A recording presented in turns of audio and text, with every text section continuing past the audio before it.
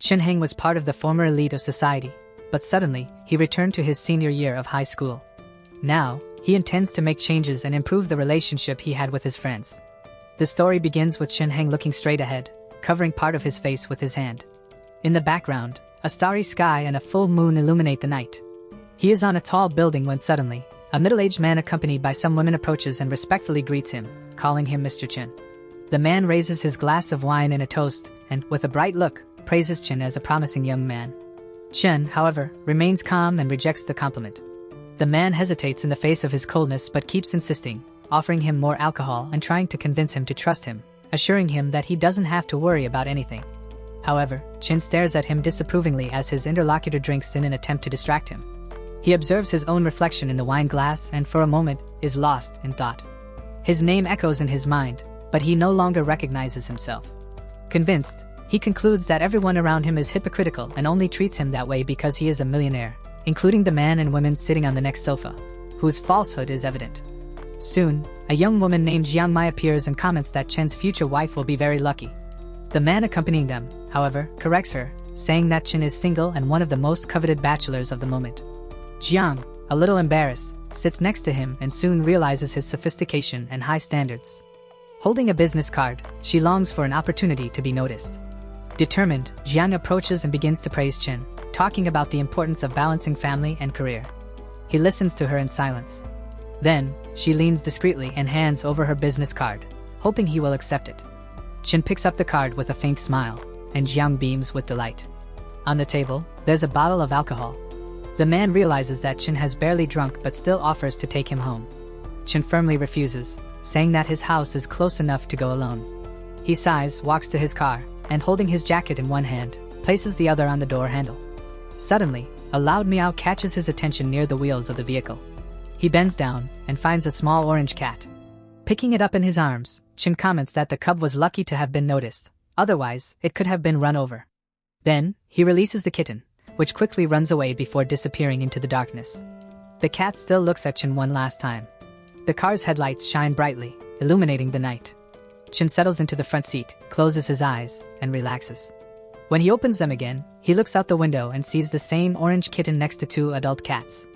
At that moment, he remembers his own family and realizes that he has not visited them for a long time. Determined, he starts the car and puts his hand on the gearbox, preparing to drive home. With his seatbelt fastened, he reaches for his shirt pocket and pulls out a large number of business cards. Among them is Jiang's, marked with a dash of lipstick. Chen stares at the cards for a long moment, thoughtful.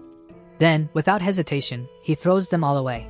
The cards are chaotically scattered on the ground, some are carried away by the wind, and others he simply runs over when starting the car. Without looking back, Chen makes his way under the lights of the night city. Many skyscrapers are visible in the background. He keeps one hand on the steering wheel and the other resting on his chin. He looks out the window while listening to music. After a while, he turns his gaze to the road, and his hand firmly holds the steering wheel. He increases speed with confidence, following the words of the song about 500 kilometers. Suddenly, a huge truck comes toward him, its headlights illuminating him. Chen's eyes widen in shock. The horror and fear are visible in them. Suddenly, a girl calls him. She is wearing a long dress and is on a bicycle. The girl says that smoking is forbidden here.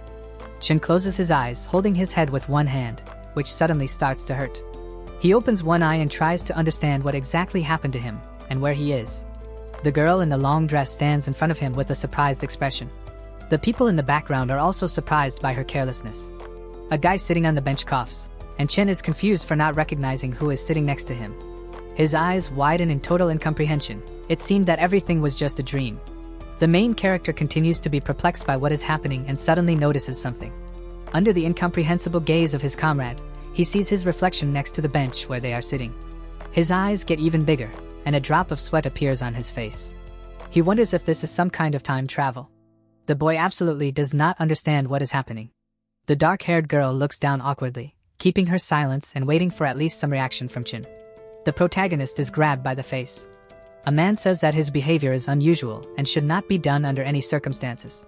The unknown tall guy shakes his hand into a fist and says that he hopes the main character has a happy future and recovers from a broken heart. The protagonist is annoyed by the stranger's stubbornness. His friend sitting with him on the bench is confused, not understanding what happened to the young man. Chen bends over, holding a cigarette in his hands.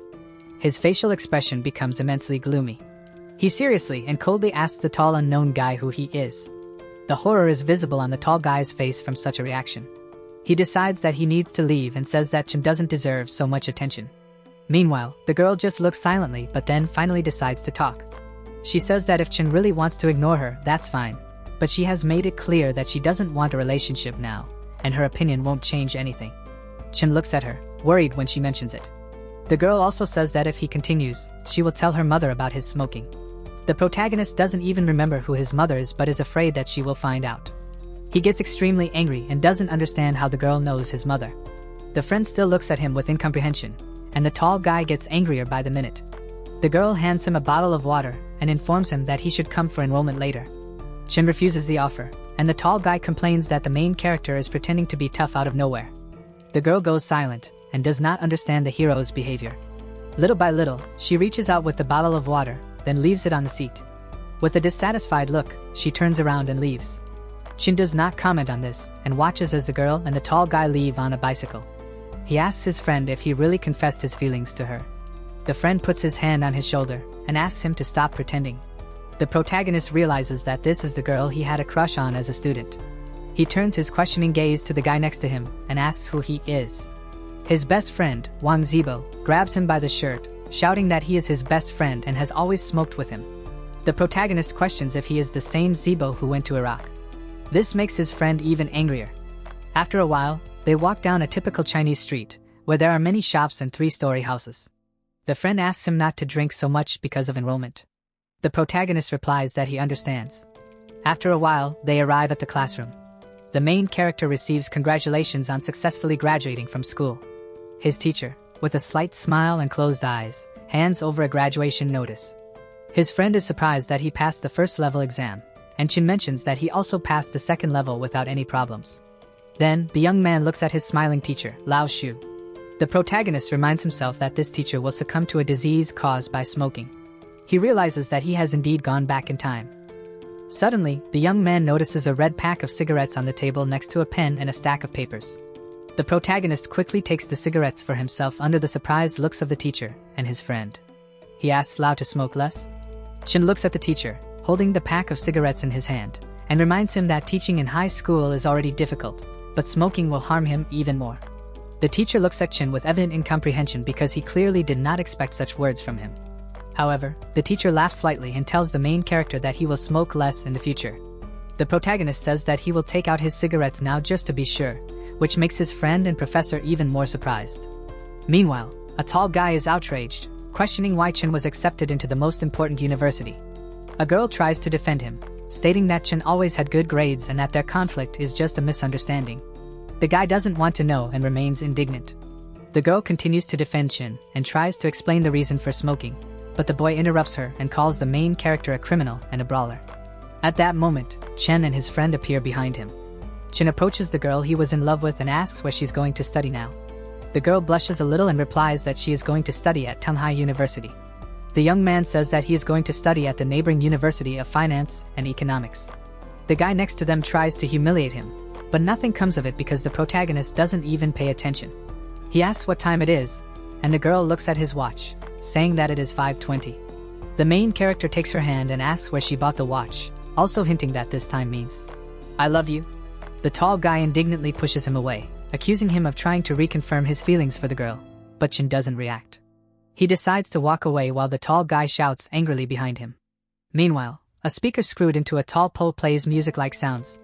The sun's rays shine through the windows, illuminating an empty classroom where the Chinese flag stands out intensely on the wall. Chen calmly walks out of the school, holding a sign in his hands, looking at the school children in uniform walking nearby. He looks to the side and sees a crowd of guys playing basketball, trying to throw the ball into the hoop. The school kids laugh and talk as they play, discussing something interesting. The main character looks at the sun, which brightly illuminates his tired but relaxed face. He closes his eyes, enjoying the warmth. The last rays of sunlight gradually fade, giving way to night. He walks alongside his best friend, thinking that for the first time in several years, he finally has the opportunity to return home. Suddenly, someone behind them calls his name, causing Chen and Zibo to turn around. They notice the girl, Xia Yang, along with the guy he had met earlier at school. The protagonist is unhappy to see them again. Xia approaches him on a bike and says that he and his friend didn't write anything in the notebook for their classmates. The main character silently looks at her, lowering his gaze. Dan slightly sighs as Xia takes a notebook from her bicycle basket. She holds it out to Chin, asking him to write something as a souvenir for her. The tall guy looks at the protagonist with even greater irritation and demands that Chin write something good instead of just looking at Xia. The girl blushes slightly and asks the young man to stop staring at her, but the main character makes an excuse, saying that he's just looking at the notebook. He opens it and realizes that it's already full of wishes. His attention is drawn to a poem by William Yeats, which the tall guy, Gal, had copied and passed off as his own. Xia points her pen at the blank sheet of paper in the notebook and demands that Chin write something instead of reading everything. The protagonist decides to hand the notebook to his best friend so he can write first, but his friend is still unsure of what to say and feels embarrassed. Juan eventually writes that he wishes Xia to become more beautiful with age. The notebook returns to Chin, and now he must write something as well. However, apart from the thought of wishing her to stay young, he can't think of anything. After a moment of contemplation, he slowly begins to write his wishes in Xia's notebook. He composes a small poem with a play on words, but the tall guy mocks him. The other girl, however, finds the poem unique. Xia carefully examines the notebook and notices that the verse is written quite well. She warns Chin that she won't tell her mother that he smoked. Gal urges her to go home, reminding her that it's getting dark. As the group leaves, Chin and Juan watch them go. His friend complains about being forced to sign the notebook first, but the main character teases him, asking if he has feelings for Xia, which his friend immediately denies. They walk together, and the main character suggests going to a burger joint tomorrow. His best friend is surprised, and Chin explains that he has a family dinner tonight. Sibo looks at the main character and asks if he can skip the dinner. Chin turns down an alley and leaves his friend alone, saying that he doesn't understand anything. His friend watches him walk away, confused and silent. The main character walks along a narrow alley lit by a lantern and the neon signs of various establishments. He reminisces about his childhood, coming home with a dirty school uniform and getting scolded by his mother, refusing to bring her food as a teenager, and sitting late at night with a mountain of textbooks, struggling with homework. He also remembers a middle-aged man in a club fawning over him in the past. Chin thinks about his childhood, adolescence, and his future, one he already knows will unfold in a certain way. He finally reaches a red door closed behind a metal fence. He stares at it for a moment, and a faint smile touches his lips. A lone lamp illuminates his face as he stands at the entrance. The young man raises his hand and knocks, demanding that his mother open the door. His mother suddenly appears, unhappy that he's shouting so loudly, and scolds him for always forgetting his keys. The protagonist steps inside, complaining about the heat and reaching for the air conditioning remote. He asks where his father is, and his mother replies that he is still at work. She then hands Chin a plate with several slices of watermelon. He is surprised but soon starts eating. He thanks his mother, and she tells him to eat calmly. As he sits on the couch, she reminds him to shower later, and Chen's mother holds his university acceptance notice in her hands, smiling proudly. She is overjoyed that her son is now a college student. The protagonist stands in the bathroom, listening to his mother's plans for his future. She is already thinking about his university graduation and the grandchildren he will have. Chin smiles ironically at his reflection in the mirror, mentally noting that she won't see her grandchildren for another 35 years. His thoughts are interrupted by noise from the living room. The young man finishes his shower, realizing that his father has returned home. His father unbuttons his shirt, confirming his arrival despite his evident tiredness. However, something catches his attention. He takes the remote control for the air conditioner and adjusts the temperature to make the room more comfortable. Suddenly, Chen's furious mother storms in, holding a coat and a pack of cigarettes. She accuses him of smoking. The protagonist tries to justify himself, saying that the teacher gave him the cigarettes so he could pass his exams, but his mother doesn't believe him. She then scolds his father for not paying enough attention to their son. His father agrees that it's too early for Chin to smoke, and his mother adds that his father should also cut back. She insists that it's time for everyone to sit down at the table. Later, as Chen's parents sit on the bed, his mother asks his father to give their son money for university. His father shrugs, saying that their son should be free to make his own decisions. His mother looks at him with concern, admitting that Chin has started listening to her less, even though they always encouraged his dreams. His father reassures her, saying that while their son may not be the best student, his intelligence won't let him fail, and they must support him. As dawn breaks over an ordinary Chinese street, the streetlights are still on. On a bedside table, an alarm clock rings, signaling that it's time to wake up. The protagonist, partially covered with a blanket, turns his gaze to the clock, watching it peacefully tick away. Chin looks around the room, particularly at the manga on the shelf, and realizes that he definitely wants to stay here. Meanwhile, a strong stream of water flows from the bathroom faucet. His mother notes that Chin got up early today. The main character calmly brushes his teeth and looks at his tired mother, saying that he is hungry. The mother yawns and tells him that he can buy his own breakfast before heading back to bed. Chin says nothing but thinks to himself that this is clearly not the right way to raise a child. After a while, the young man approaches a street food stall in a playground and asks the price of an egg pancake. After hearing the seller's response, he is mentally surprised by the low price and orders 2 pies for himself. However, Chin suddenly wonders how he is supposed to pay and looks for a QR code to scan. The seller looks at him in total bewilderment, not understanding what he is talking about. The main character feels as if he has received an electric shock when he realizes that it is the year 2002, and mobile payments don't exist yet. He suddenly remembers that he has no cash on him. His mother left him with nothing. The seller asks if he will still buy the pancakes. Chin quickly makes up an excuse, saying that pancakes are unhealthy because his grandmother told him so, and walks away disappointed, mentally complaining about how inconvenient life was in the past without digital payments. Chin abruptly distracts himself from his thoughts when he notices something in front of him. Shia is running, looking breathless in her racing suit.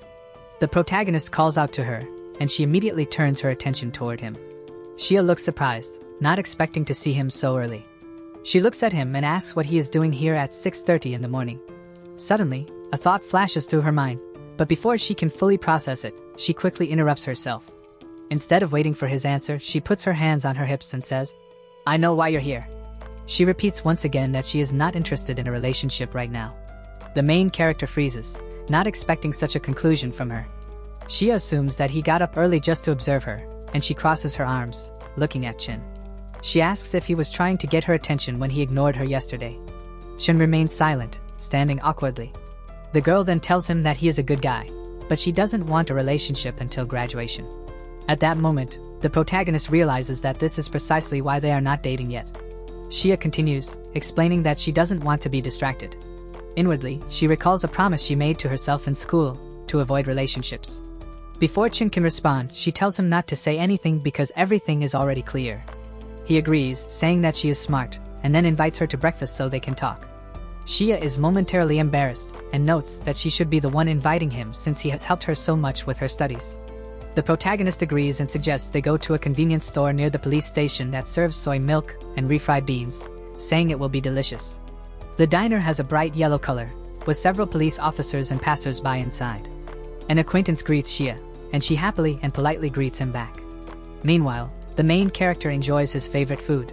Uncle Jiang scolds him, saying that Chin eats too much and doesn't understand the harm of overeating. The protagonist looks at him questioningly while eating another dumpling. He then confidently claims that he will be in perfect shape until he is 30. Shia asks how he knows this, and Chin explains that he met a fortune teller a few days ago and now knows his future for sure. He continues eating and casually adds that he will be rich and successful but unfortunately without a wife since he doesn't have a marriage line. The girl gets angry, calling it absurd, because men quickly change their minds and feelings.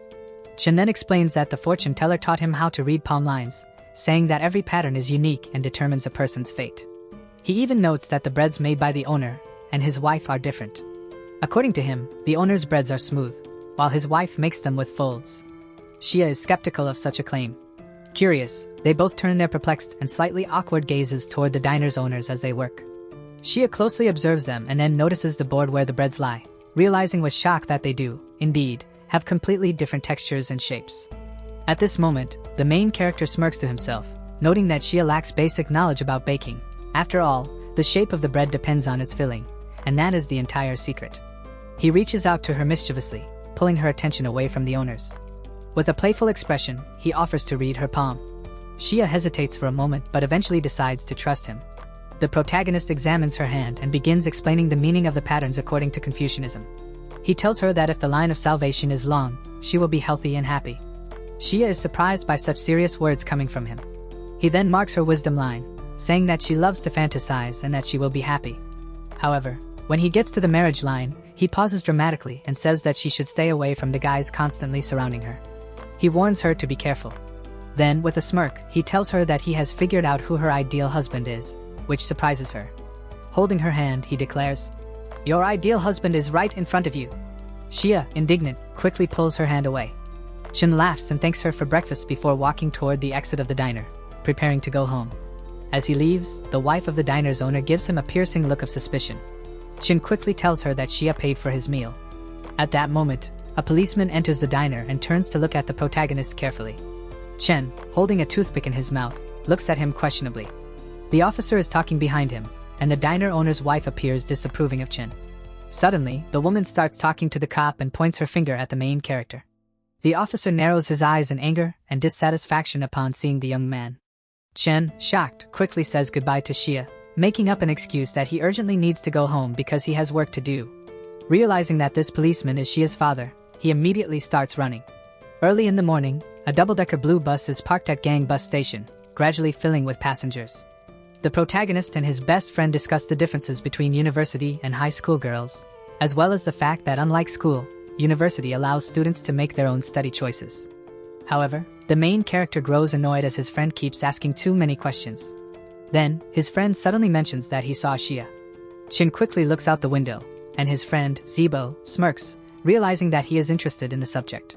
From the bus window, Chin sees Xia standing next to her father near an open car. His friend explains that her father's car broke down. Since their last confrontation at the diner, Chin hasn't seen her. As if sensing that someone is watching her, Xia turns her head in his direction. The moment she sees Chin, she walks away with a displeased expression. Meanwhile, the bus driver asks if everything is okay with the captain. Xia's father replies that his car broke down, and he wanted to give his daughter a ride to university. The driver offers to take her since it's on the way. Just then, a tall guy named Gao appears and offers Xia a ride to university, promising to keep her safe. He points out that the bus is crowded, so traveling by car would be more convenient. The main character watches, expecting the captain to refuse. However, instead of rejecting Gao outright, Xia's father decides to let her choose. Gao beams with hope, but to his disappointment, Xia chooses to take the bus instead. The main character has no words to comment on the situation. As the girl boards, Chen invites his friend to switch seats, but Zibo refuses. Annoyed, Zibo asks why Chen won't move himself. Chen, looking out the window, casually replies that he feels sick. Eventually, despite his frustration, Zibo still switches places, allowing Xia to sit next to Chen. Meanwhile, her father watches, instructing the protagonist to keep an eye on his daughter since their universities are nearby. Chen says that he will definitely take care of Xia, shocking Gao, who is standing nearby. The bus runs down the sunny highway at great speed without making any stops. Zibo is unhappy with his place because the curtain is broken, and the unit is still 5 hours away. Chen asks the maestro to give his friend a visor since he won't be able to endure such a long trip in the sun. Then, he warns Xia that it's very clear and says that he got up early today, so now he is going to sleep. He closes his eyes, and the girl thinks he is trying to avoid talking to her. Dissatisfied, she walks away. Suddenly, the young man rests his head on her shoulder and actually falls asleep. Meanwhile, Xia's father's intuition tells him that something is wrong after his daughter boards the bus. The bus continues to travel quickly along the highway without slowing down. After some time, the bus drives towards the bridge, and in the distance, a boat is visible in the water. The passengers shout that it is the Yangtze Bridge, waking up the protagonist. He looks sleepily out the window and is distracted by the girl who is looking intently. Chen looks at the girl with interest, realizing that up close, she is even more beautiful than usual. Keeping a neutral expression, he hears the girl ask if he was surprised by the sight of the bridge. Chen looks away as if ignoring her question, then turns sharply to her. The girl abruptly turns away from him, her eyes wide, her face completely red. The main character looks at her with a slight smile and asks if she was surprised by this bridge. Still in shock, she looks at the protagonist with a clear blush on her cheeks, very embarrassed by what is happening. Chen tells her that he has been to this city before and has not only crossed the bridge but also seen local attractions. So, it is difficult to surprise him with anything. The girl looks at him with some misunderstanding. After a while, they finally arrive at the bus station and get ready to get off. At the station, several different buses unload passengers. Zibo complains about the heavy suitcases, while the hero himself says that he had warned him not to bring so many things. Xia, surrounded by 3 large suitcases, is surprised by the lack of luggage that Chen has. He explains that everything is already at the university and that her mother will send her the rest. The girl is surprised by the main character's resourcefulness, realizing that she could have done the same. Chen calls her a simple mind and gives her advice on how to get to her university, even telling her the exact path. The girl asks how he will get there, and he replies that he and his friend have already decided to take a walk in the park. The girl freezes completely, and as he turns to leave, she suddenly shouts his name. Chan! This leaves the young man and Zibo surprised. Xia is furious and remembers that the protagonist promised to take care of her. She looks intently at their backs, waiting for action. The people at the station watch closely. The main character turns to her, visibly nervous, and asks her not to scream. Slowly, he extends his hand to her, but Shia pulls away irritably. In an attempt to attract her attention, the protagonist whispers that they need to leave quickly before passers-by think they are a couple. This statement infuriates the girl even more. She glares at Chen's hand indignantly. As he tries to soften the situation, the young man offers to accompany her. However, he sees a tear roll down the cheek of the furious girl as she declares that he was leaving her. The main character tries to calm her down, assuring her that he will help take her things to the station and will not abandon her. The girl suddenly bites his hand sharply, causing a deep shock among passers-by. Some even think that Chen might be a thug. After a while, the whole trio awkwardly sits at a bus stop, surrounded by suitcases and packages. Chen's hand is partially hidden in his pocket, showing a rather strong bite mark. The girl looks guilty at his hand but says nothing. The main character shamefully looks at the ground, believing that his reputation is ruined and that everyone now thinks he is a scoundrel.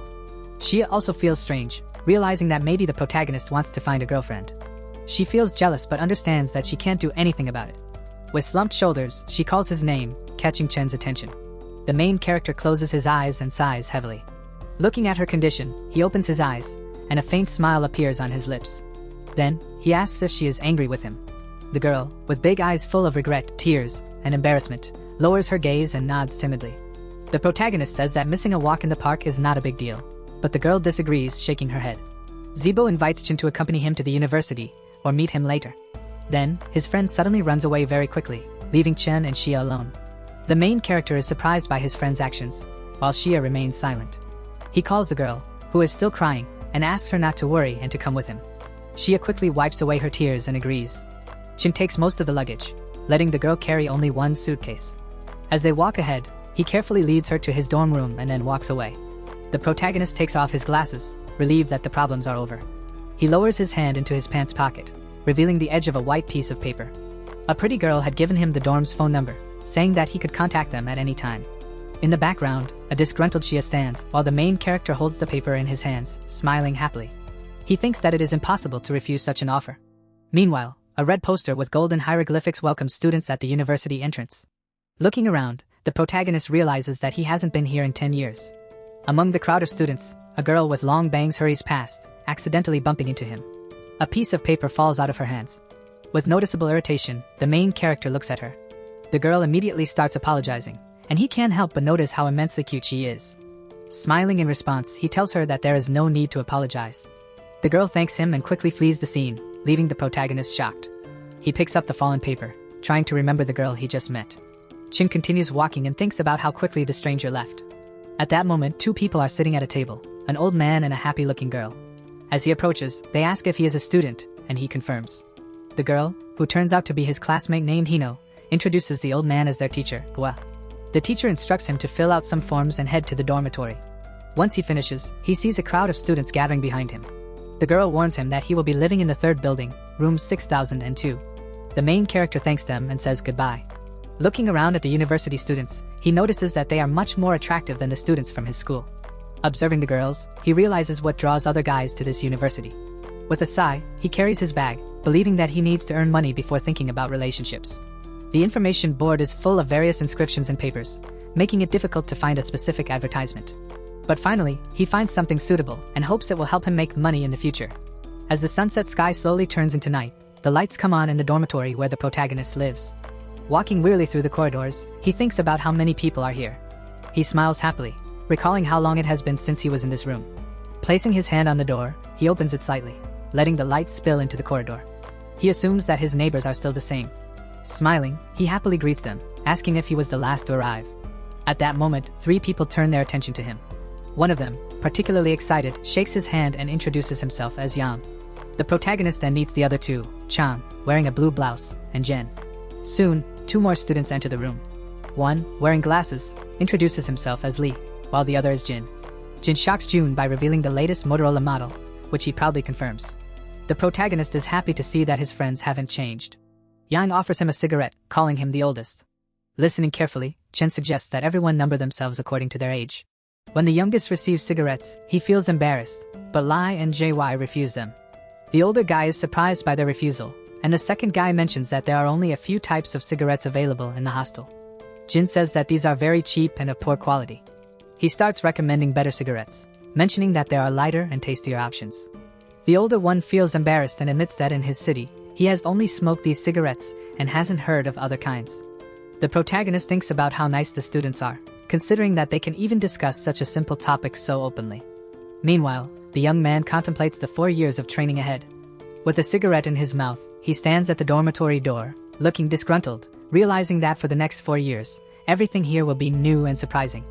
His roommates hear a noise, turn toward the source in surprise, and ask what Chin is doing. He responds that they need to keep the room clean. The eldest suggests making Chin the head of the room, and the others praise this decision. They discuss how much responsibility he will have.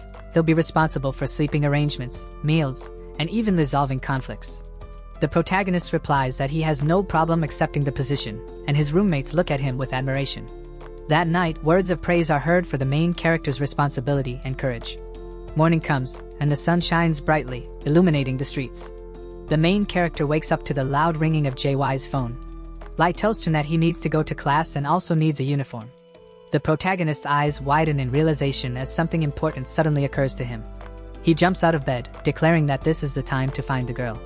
Soon, they arrive outside, where several students dressed in camouflage uniforms can be seen. In the class, there is a large number of girls also dressed in camouflage. The main character observes that his female classmates are either very beautiful nor particularly young. However, Chen invites his roommates to go and meet the girls.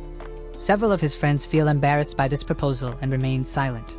The protagonist, however, confidently approaches a group of girls and initiates a conversation, stating that military uniforms are meant for communication among students.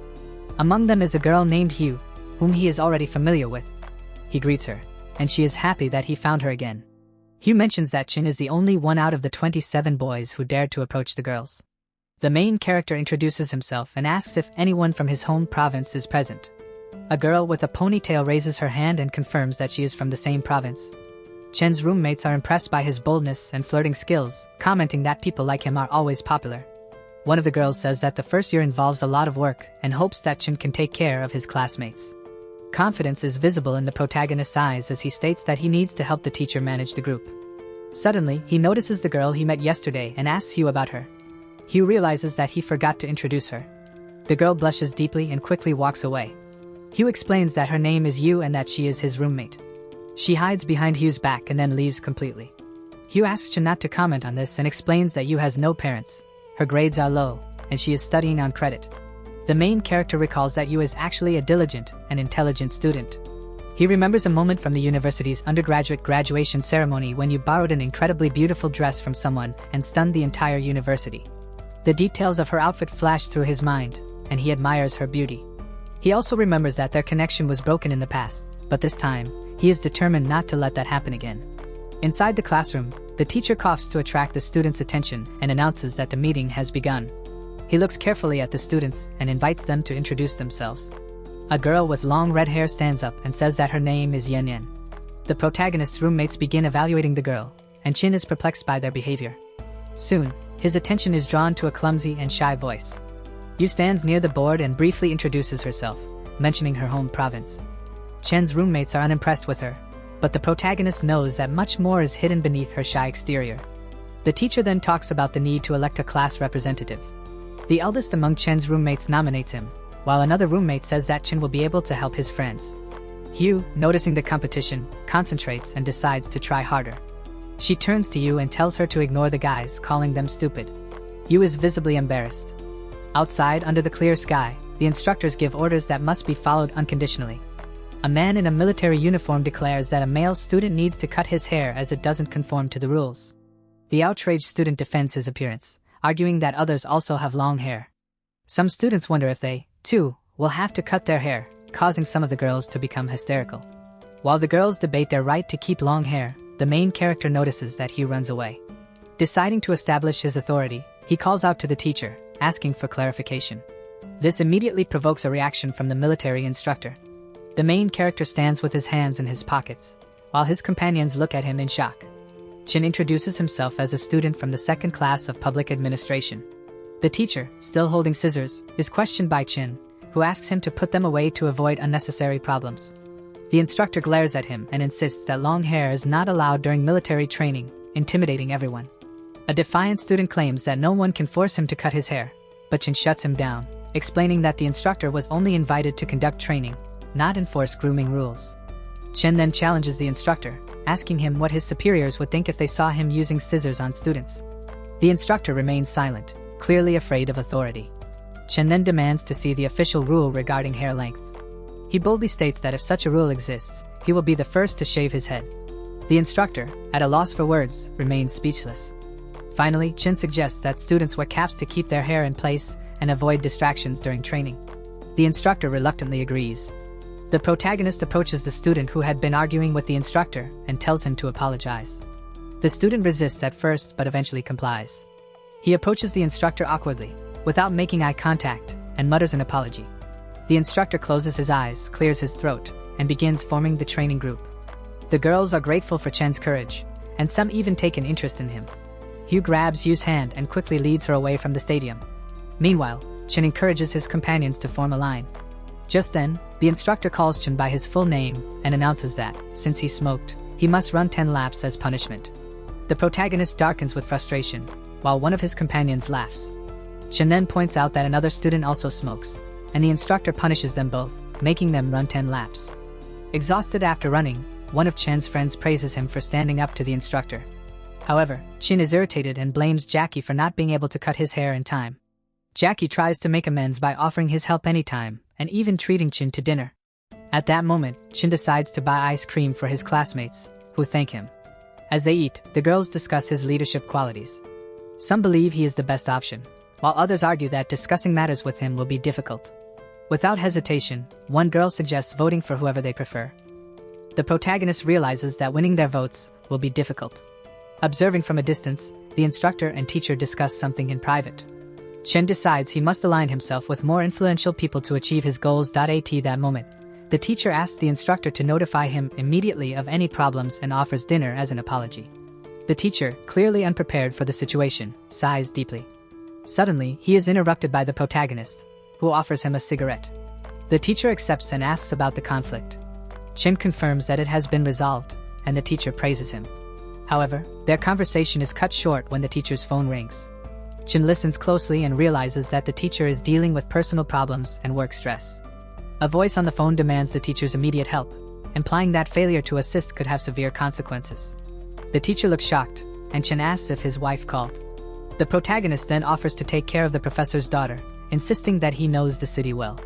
After some hesitation, the teacher asks if Chen knows where the gold kindergarten is. Without hesitation, Chen names the exact route and even describes the area. The man asks if he lives nearby, and the main character says that he made guesses. Then, he asks the teacher to contact the kindergarten teacher and also says that he will show his student ID to verify his identity. The teacher gives the main character a phone and says that the meeting will end no later than 7 o'clock.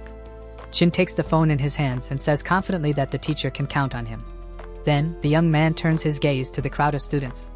He looks at Hugh, who is talking to other girls, and says to himself that sometimes it is worth resorting to other means to achieve the goal. The young man arrives near the kindergarten, where many parents are taking their children home. The protagonist introduces himself, and says that he came to pick up the teacher's daughter. The teacher, suspicious of Chen, asks to call the teacher to confirm everything. She calls teacher Go and asks if it is true that his student should pick up his daughter. Go confirms, and the teacher looks at the main character, saying that she will ask for the student ID number. She then walks away and continues to listen to what teacher Go is telling her. The teacher warns that she needs to provide the number. He replies that it is no problem and recites all the numbers. The teacher confirms the authenticity of the number and ends the conversation with the child's father. She apologizes for her suspicion, but the protagonist assures her that there is nothing wrong with it. The teacher explains to the girl that the student came to pick her up and will take her to her father. Chen asks the girl to come with him and kneels down to be at her level, then requests that she say goodbye to the teacher, which she does. After a while, they go to KFC to have lunch and relax. He encourages the child to eat more and asks some questions. The girl happily eats a hamburger and willingly answers everything. Chen asks if she knows the teacher's number, and the girl says she doesn't. The young man asks a question about the code for pics, but the girl doesn't know exactly what it is. An awkward pause follows, and Chen smiles sheepishly at the child, then says that it is time to go home because she has already eaten too much. However, the little girl asks him to stay a little longer. Later that night, the protagonist tells the teacher that his daughter is sleeping. The teacher's wife thanks the main character, and the teacher himself holds his sleepy daughter in his arms. Chen says there is no need to thank him. The wife gives the young man fruit as a token of appreciation and invites him to dinner.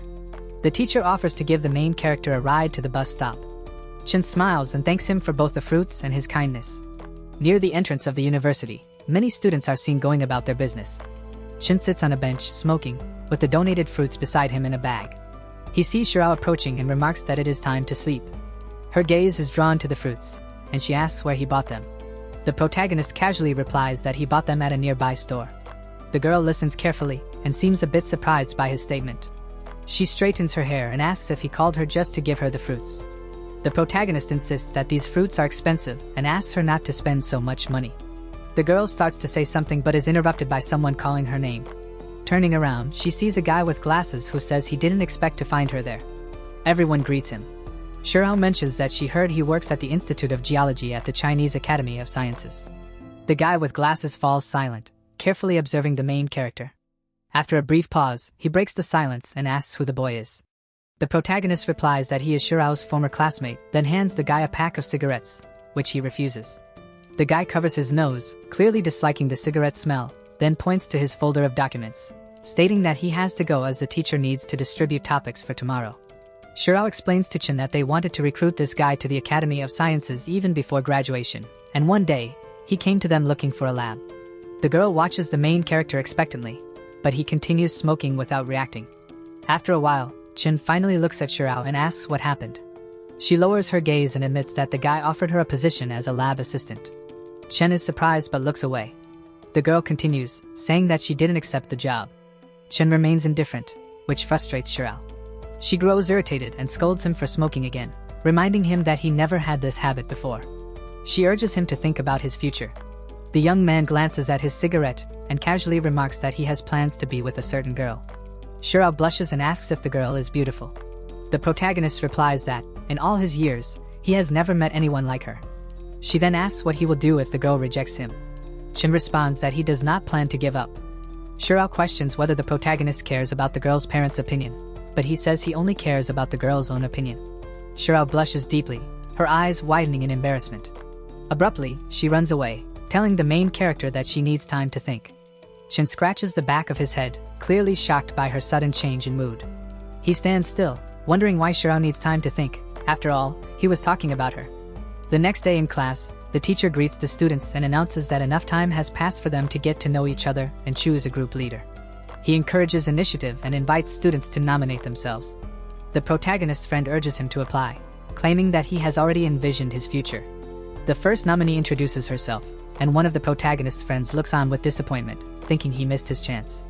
As she stands, the teacher asks the students to greet the candidate. Applause erupts as the girl introduces herself, explaining that many students may already know her since she helped with their applications. She expresses enthusiasm and promises to assist classmates with their studies while ensuring a better future for the group. The teacher thanks her for her speech, and applause fills the room, especially from a particularly active group of students. Yu watches as the main character steps forward. Shin notices her gaze and smirks slightly. He strides confidently to the front, drawing strong applause from the audience. His roommates cheer him on and wish him luck. He begins his speech with a light-hearted joke, which the teacher notices immediately calms the crowd. Then, the protagonist assures them that he will maintain communication with every teacher before exams, ensuring that students receive necessary support. He promises to advocate for scholarships and allowances, reminding everyone that university life is vastly different from school, and discipline is essential. Yu listens intently, particularly when he emphasizes that his leadership will secure a good future for them all. Finally, the protagonist says that students can vote for him if they believe in him. The teacher notes that the main character has many advantages, such as organization and leadership qualities. The man writes the voting results on the board, and the students cast their last vote on Shin. The teacher announces that, based on the results of the vote, with 27 points, the main character becomes the leader. Shin thanks everyone for the votes, while his teammates praise him. Meanwhile, H reminds you that men are very unreliable and that she should not forget that. The disappointed girl walks across the university campus, thinking that everything has lost its meaning. Suddenly, the main character calls his opponent's name. Hugh is dissatisfied, waiting for him to show his new position. Chin states that he wants to invite her to dinner because they need to talk. The girl blushes with shame and incomprehension, then asks if he decided to become a leader to make her fall in love with him. The protagonist replies that he only wanted to discuss the details of control with the girl. To prove his intentions, he offers to invite the girl to bring her friend with her. Yu blushes in front of the protagonist as he says that he invited them to discuss something important. He states that he should not expect blessings from her and her friend. The girl remembers that a few days ago, he invited the boy to dinner but ignored the girls. H gets up from his seat and goes out to get food. Yu is embarrassed, sitting in front of the main character, but he doesn't say anything. The young man looks intently at the girl in front of him as if remembering the details. He notices her physical qualities and beauty. Yu finally decides to look at him, but doesn't stop blushing for a second. Chin smiles at her in response to the eye contact. His smile grows as the girl burns with embarrassment. He returns to the table with a tray full of food and tells the main character the cost of the dishes. They start the meal, and the girl asks Chin what he wants from her, and what the essence of their date is. The protagonist says that he has something important to do with her. Then, he declares that he wants to give the position of boss to her. Hugh incredulously asks if the main character will really transfer the position to her. She questions whether he is going crazy. Chin states that everything is fine with him, but he wants to find out why she wants to be a leader. He is interested in her motives. The girl, after thinking for a while, replies that she wants to help the students, but the main character does not believe her. Hugh strangely looks away as if she had been caught red-handed and exposed. She says that she wants to become a civil servant in the future, so she needs the experience of a leader. It is valuable in such a job. The protagonist understands her motives and realizes that she needs a career, while the girl cannot understand why he is asking this, and what his true goals are. He states that he is only interested in money, and the girl says that she has no connections. He tells her that, thanks to this position, his influence would increase, and the girl notes that this is an excellent tool to achieve the goal. When Chin asks if his opinions agree, the girl tries to say no. Meanwhile, Yu eats in silence and listens to their conversation. The protagonist states that he only needs this position for a year because he is not interested in being a leader. Yu is very embarrassed by this situation, so she thanks him for the food and wants to leave. But Chin says in an arrogant tone for the girl to go back to her place. This causes the girl to panic. Hugh starts to actively defend her. The main character pushes a peeled plate of shrimp towards the girl and says that he bought it especially for her. The girl writhes in surprise, but Chin asks her to finish and points to the plate with his hand. The panicked girl says she doesn't have to do it for her. Hugh watches this whole situation with confusion as the main character asks why Yetu refuses shrimp. Hugh is really disgusted and can't understand what's going on. Chin looks at her with embarrassment. Some kind of resentment can be noticed in her eyes. He leans towards her and takes her hand, in which she is holding a cupcake. Then, the young man asks if it is really tasty and asks to try it. The girl is in shock. The protagonist tastes the dumpling and declares that it tastes not bad, but she still can't get over the surprise. With wide eyes, stuttering and sweating, she tries to say something but is interrupted by Hugh's scream, who calls for the protagonist. Not understanding the girl's reaction, he comments that they still need to cooperate. At this moment, the young woman is seething with anger, while her friend burns with embarrassment. The protagonist, tilting his head slightly, reflects mentally. He has always considered Yanan the most beautiful of the group, but now he understands who really excels in beauty. He finds this assessment strange and incomprehensible. Then, the girl comments that few people know how to distinguish true appearance and beauty. Therefore, the protagonist must keep everything a secret, as Yuchu is very shy, and her friend fears that she may come across malicious people. Chin agrees without hesitation but asks them to stop staring at him so closely when talking about bad people. He replies mockingly that all men think the same way. The protagonist believes he has taken a strategic step and decides to continue strengthening his relationships. After a brief pause, he proposes an agreement. In the second year, he will give up the position of leader. However, the girl questions what guarantees he can offer. Chen then presents his plan. During the first year, she will be able to gain everyone's trust, gain attention, and build a good image among teachers and students. In addition, she will be able to join the advisor squad, which will help her perform well in exams. She suspects that he just wants to transfer his dirty work to her, but Chin convinces her that everything that belongs to him will eventually belong to her as well. Curious, the girl asks what more he can promise. With a confident smile, Chen replies that they can share the responsibilities. She will be in charge of the minor matters while he will take care of the more important ones. Still skeptical, the girl questions what will happen if she refuses the deal he is so insistently offering. Chen responds matter-of-factly that, in this case, he will work even harder so that she has no chance of leadership since universities rarely change leaders. Faced with this threat, the young woman is speechless. The protagonist then softens the tone, assuring her that he will help her in all matters. But the girl, increasingly angry, says that he is clearly lying and that he would never keep that promise. Showing his contempt, Chen, trying to use his charisma, rests his chin on his hand and states that he has always been honest and sincere with everyone. Suddenly, the girl abruptly gets up from the table and declares that she accepts the deal. Then, she tells her friend Yuchu that it's time to leave. Yuchu mutters a timid agreement, and the two leave. The protagonist, satisfied, mentally celebrates his success. His plan worked, and he managed to convince her. Days later, in a red and white restaurant, the excited voices of students echo through the hall, celebrating the end of military training. Students toast happily while a wide variety of classic Chinese snacks fill the table. Ga encourages Xia to eat more and suggests that they meet more often since they study at nearby universities. However, the girl refuses his concern. Meanwhile, the protagonist's best friend sits next to him with a dissatisfied expression. Chin notices and asks what is going on. His friend complains that, at the University of Finance, there are 62 students in his group but only 2 girls. Surprised, the protagonist widens his eyes and asks what these 2 girls are like. His friend, instead of responding, just continues to drink in silence, as if he doesn't want to talk about it. Understanding his frustration, Chin pats him on the shoulder and encourages him to continue drinking without worrying. Meanwhile, Xia says that the university should focus on studies, not relationships. But Zibo counters by saying that if there are girls available in her specialty, she'd better stay silent. Gao then calls Chin to sit closer to Xia and asks for his opinion of her. While reaching for the sticks, the protagonist accidentally touches Xia's shoulder. Without hesitation, he apologizes for the action, leaving Jie and Xia completely shocked. Zibo ignores Ga's dissatisfied screams and mentally notes that he wanted to act like Chin without being considered cheeky. At that moment, Xia remarks that since they rarely meet, they should definitely talk about their achievements. Jie, intending to offend Chin, asks the young man to start talking about his accomplishments and successes first. The protagonist slowly lights a cigarette, hoping for a dramatic pause before giving his answer. He blows out the smoke and looks away, then calmly states that he is the class leader. Gao is completely stunned. He clearly didn't expect that from the protagonist and looks at him in utter surprise. Chen's best friend also doesn't believe him and yells that the protagonist is definitely lying. Jie tries to accuse the main character of dishonest behavior, saying that someone like him definitely couldn't become a group leader. The attention shifts from the main character to his best friend, and he is asked about his university. He mentions that the infrastructure of his school is not bad. There is even a restaurant there that they can visit together in the future. Meanwhile, Chin smokes silently, thinking that his classmates are a bunch of sentimental kids pretending to be serious people. Jie reflects on how he spent the whole night writing about the advantages of his university, hoping that Xia will transfer there.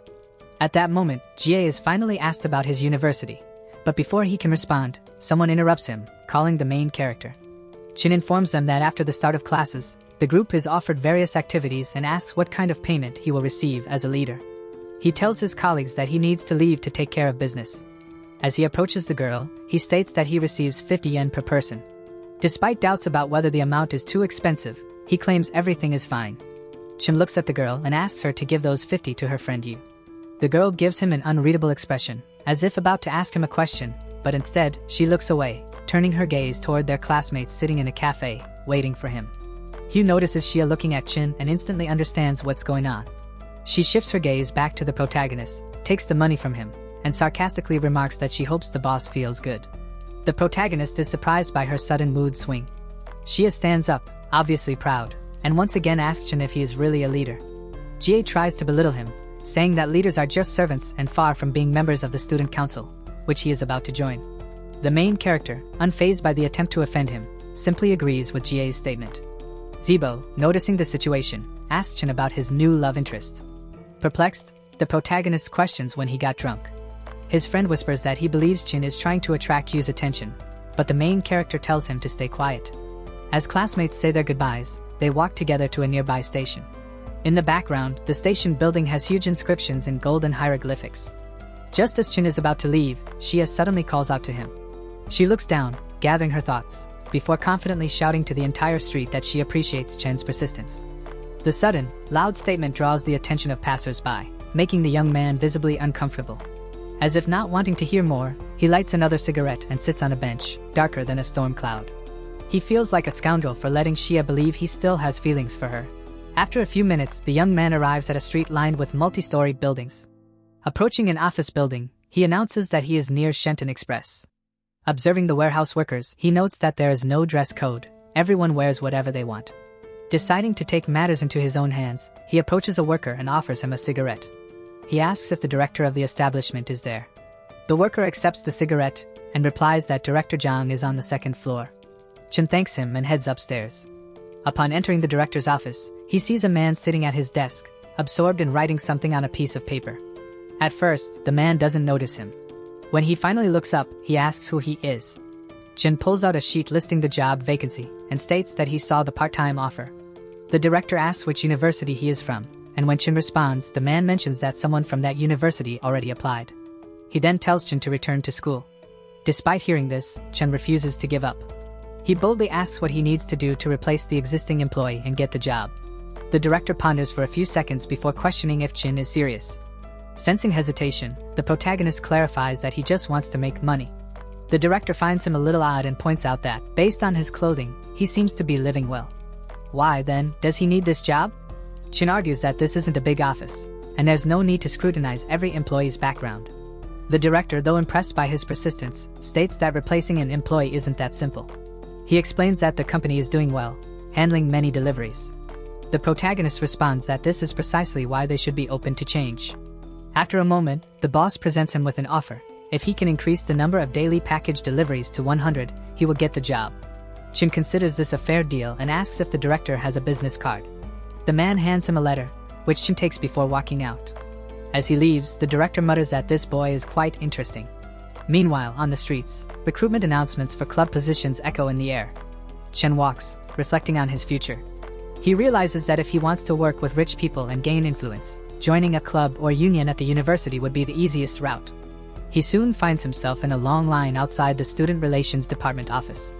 One student notices him and asks if he is there to join the student association.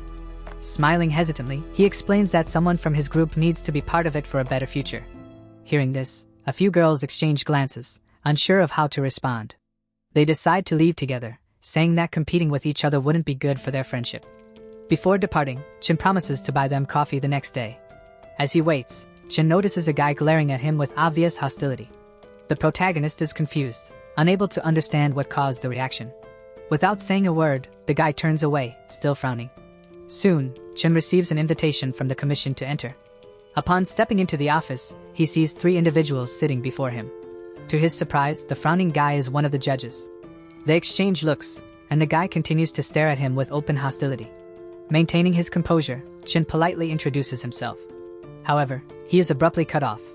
The glaring judge coldly states that introductions aren't necessary since they only recruit girls. Chin, dissatisfied with being silenced, starts to feel frustrated. A girl on the committee whispers to the judge, questioning this rule, as she doesn't recall it being part of the recruitment criteria. The judge dismisses her concerns, saying he'll explain later. He then turns back to Chin and asserts that their commission primarily deals with business and sponsorship, areas where he believes girls are more suitable. Frustrated, Chin challenges the statement, asking if this is really what the entire group wants. The judge, caught off guard by his defiance, grows visibly irritated. Tension rises between them, drawing the attention of the surrounding audience. The committee members and bystanders watch closely as the situation escalates. The judge finally snaps, muttering that every year, freshmen become harder and harder to control. The girl next to him asks the young man to calm down, and Proto replies that he is completely calm but wants to talk to the manager. The commission is shocked by this statement. The main character approaches the guy and starts saying that this is a strange case of gender discrimination. The guy replies that the connections are better maintained by the girls. Chin says that the most important thing is the correct completion of the task and not the gender of the worker. He also says that if only girls are needed, then what is this guy doing here? The people around him stand by Chen and tell the guy to leave. Suddenly, a man appears behind them and says it's time for them to stop this charade. The protagonist turns around and looks at the newcomer. He doesn't recognize him and asks who he is. The man introduces himself as Swa and says he's the vice president of the student union. He enters the office and says that if there is a problem, he can call security. The main character calmly replies to the vice president that, in this case, it's time for him to leave. Swa, surprised, asks where he would go. Chin replies that he can call the security guard himself. Swa doesn't know how to respond to such impudence. He asks which group the main character belongs to and who his advisor is. Chin replies that he is the head of the second group and offers to give his number. The vice president is surprised by the freshman's boldness. Then, the girls enter the office and defend the protagonist. A girl from the commission approaches the main character and asks him not to fight. She tells him that he has already passed the interview, and now he just has to wait for the result. The character calms down and smiles at the girl.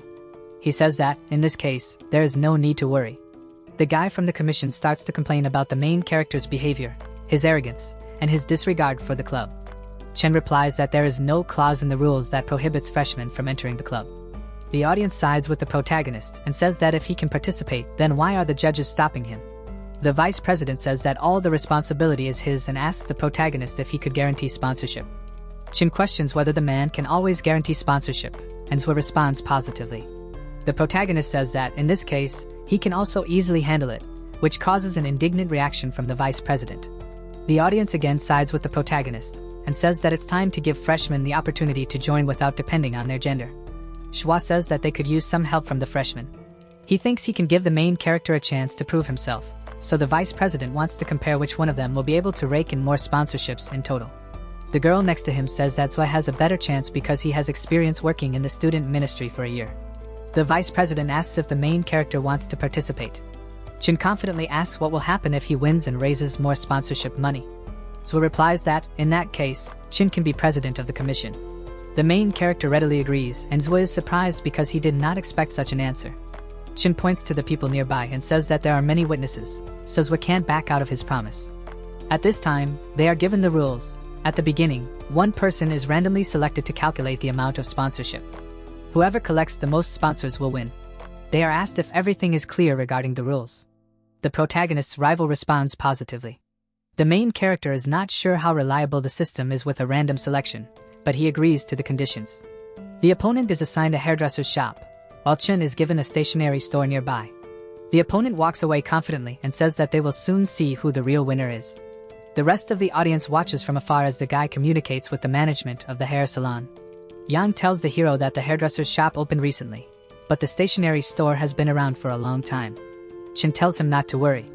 The protagonist's rival returns happily and announces that he has collected 200 sponsorship fees and a coupon worth 300 yuan. The main character is not impressed. He throws away his cigarette and walks towards the crowd of students. A girl approaches him and offers help, saying she will start with him since he is just a freshman. She enters the store, greets the owner, and apologizes for disturbing him. She then begins to explain that the club is collecting sponsors for the college.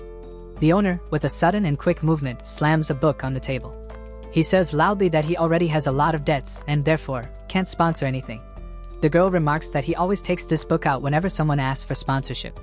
The protagonist realizes how difficult it is for people to make money. The salesman shows the book and says that if the students help deal with his debts, he will sponsor them. The girl is upset because she is sure they won't be able to get anything from this man.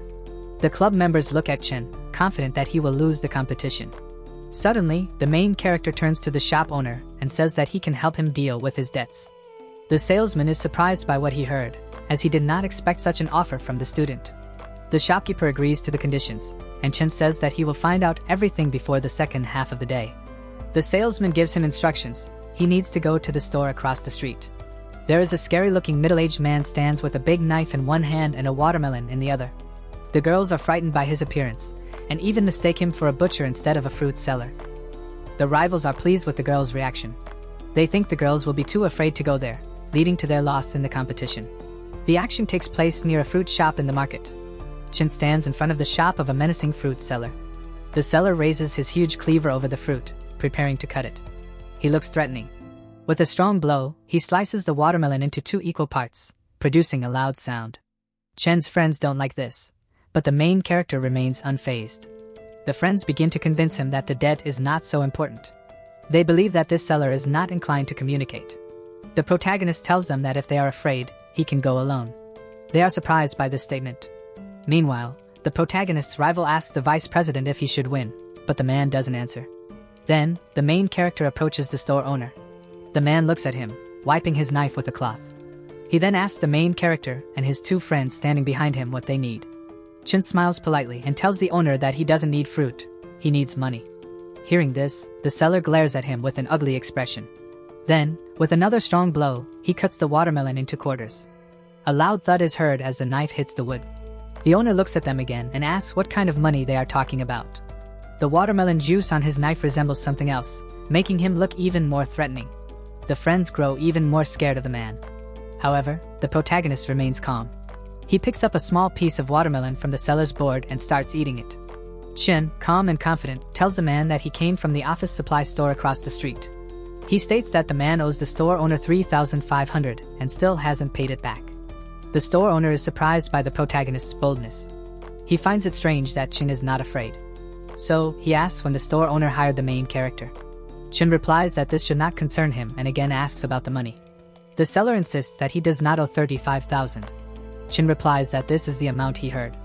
Then, the seller turns his attention to the protagonist's friends and asks who they are. The main character smiles and says they are his classmates. He warns that if the seller does not repay the debt, they will have to take the necessary amount of fruit from him. The owner becomes furious at such a threat and yells at Chin, demanding to know how he dares to say such a thing. Then, the man goes to the back room and returns with a paper proving that he only owes 25,000 to the owner of the stationery store. The main character agrees with the revised amount. The seller tells him to return the receipt, claiming that Chin must have misheard. He insists that he only owes 25,000. The protagonist, holding the proof of debt in his hands, asks the store owner to pay up. The man yells at him, but the rest of the students support the main character, demanding that the seller pay the debt. Frustrated, the seller yells back, asking what will happen if he refuses to pay. At that moment, a policeman approaches after noticing the crowd gathered around the store. He tries to understand why so many people are there. The policeman turns to the store owner and tells him not to interfere with the rest of the market's trade. He orders the crowd to disperse. The seller insists that everything will be resolved, but he becomes even more annoyed with the main character. Meanwhile, Chin just stands there and smiles politely. The protagonist and his friends arrive at the stationery store and deliver the necessary amount to the owner. The owner admits he never thought he would get his money back and thanks Chin and his friends. He reaches out to take the wad of money, but the main character stops him. The owner, confused, asks what the problem is. Chin replies that, according to their contract, this money belongs to him since he recovered it from the debtor. The owner complains that the amount is too much and only offers Chin 500 yuan. However, the students remind him that they had agreed on different terms. Left with no choice, the owner reluctantly agrees with them. The main character finally secures the money for the sponsorship. Looking happy, he turns to his rivals in the competition and hands the money to the girl, announcing that he received 500 from the owner. She is surprised, while the rivals stand behind them, watching with dissatisfied expressions. The main character confidently looks in their direction and asks the girl what it was. The girl glares at him for a few seconds but says nothing. Instead, she silently takes the money from his hand. Voices erupt around them, congratulating the protagonist on his victory. After a while, the club members begin to leave, clearly upset by what just happened. The students shout after them, reminding them that they must vacate the chairman's seat according to the agreement. Chen, however, does not believe they will follow through. He tells his friends that they will go out for drinks. His friends cheer in excitement, while the rivals leave the building. The students are outraged that the club members ignored their promise.